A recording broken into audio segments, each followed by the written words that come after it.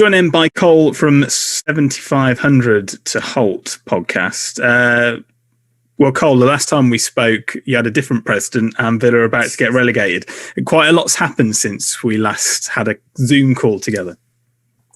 Yeah, we somehow survived relegation. I never want to go through that ever again on the final day. So hopefully that doesn't happen for a long, long time, if not ever again, which is inevitable. But regardless of that, it's been a very, very pleasing season, to say the least. A bit maybe better than most expected. Is the top four on? No.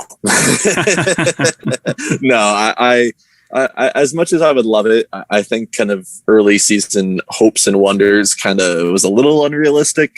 A lot of people are hoping for that. I still think there's a long way to go. More depth is needed, more quality is needed. But for where we are right now, even a top 10 finish, I will gladly take that. Just looking at the table now, I mean, there's 5 points, I think it is, between Wolves and Villa, but Villa have 3 games in hand. I mean, how important is this game? Massively, I guess, if you kind of go into, I guess, a local derby standpoint kind of thing, I guess you could say.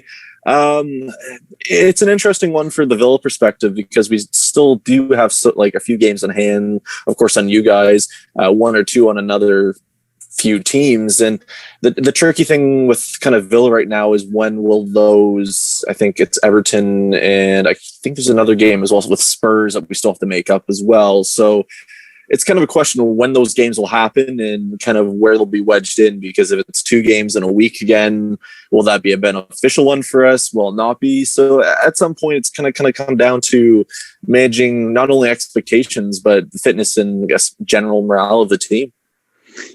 Obviously, Raul Jimenez has been a huge loss. We spoke about the impact that he had on Wolves the last time we spoke, and I think you're an admirer of him there.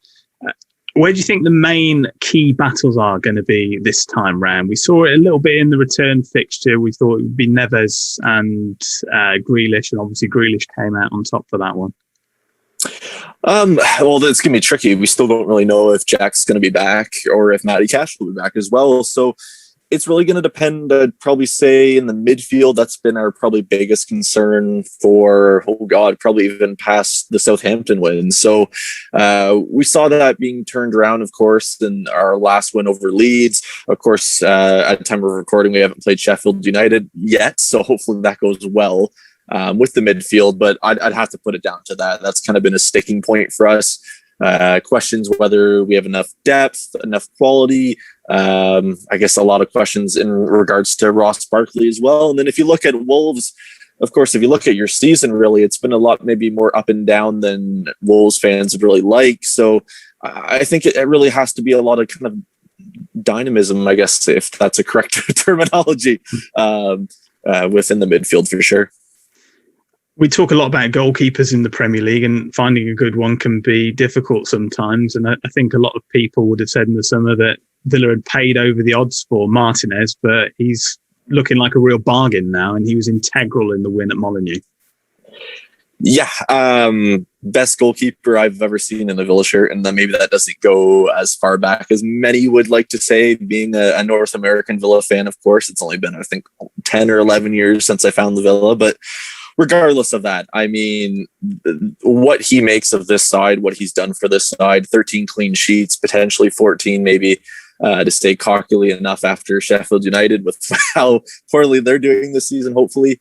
It's astounding. We went from a team that couldn't keep a clean sheet to save our lives to grinding out results, and that was probably the biggest criticism you would say last season. So he is, without a doubt, the best signing. I'm not even afraid to say it, within the last 10 years. Just to pick out, I mean, I may be getting my years wrong here, and I probably am, but better than Brad Friedel, better than Shay Given? Based on purely age, I would say then that's how he pitched them to it, is I suppose they were sort of maybe past their prime by the time they came along. Friedel's a tough one. That's kind of a very debated amongst Villa fans. Guzan, or not Guzan, Given for sure. Definitely better than Guzan. But Given for sure. I could go through 10 keepers we've had in the last 10 years, and I couldn't even compare them. So, yeah, he's far above. And maybe it's a little hard to say that right now because of it only being one season, but for a good sample size, it's been wonderful to see. Let's finish off then with a score prediction. What do you reckon? These are always tough ones because you never really know what to expect in these sort of games. But I'll go 2-1 Villa. I'll go with a scoreful game and another win, and just get as many points as possible. But how about you? And what time does it kick off for you over there in America? What time's the kickoff? Actually, I haven't even looked. I was looking. I think it's somewhere around 6 o'clock, but something like that. Yeah, I just sort of fade into one at the moment. Yeah, 5:30 on Saturday. 5:30. So we're about 5 hours behind. So it'll be around 12:30. Perfect. That gives you a full day's drinking. Excellent. Well, Cole, best of bad luck for the weekend, and we'll catch up with you next season. Yeah, sounds good. Have a good one.